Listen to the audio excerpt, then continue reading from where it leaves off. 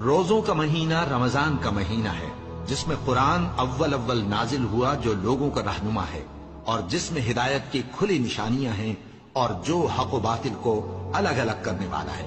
تو جو کوئی تم میں سے اس مہینے میں موجود ہو چاہیے کہ پورے مہینے کے روزے رکھے، اور جو بیمار ہو یا سفر میں ہو تو دوسرے دنوں میں روزے رکھ کر ان کا شمار پورا کر لے۔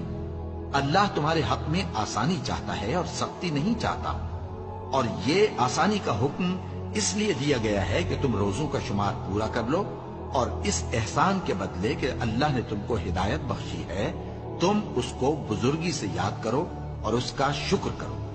اور اے پیغمبر، جب تم سے میرے بندے میرے بارے میں دریافت کریں تو انہیں معلوم ہو کہ میں تو تمہارے پاس ہی ہوں۔ جب کوئی پکارنے والا مجھے پکارتا ہے تو میں اس کی دعا قبول کرتا ہوں۔ تو ان کو چاہیے کہ میرے حکموں کو مانیں اور مجھ پر ایمان رکھیں تاکہ نیک رستہ پائیں۔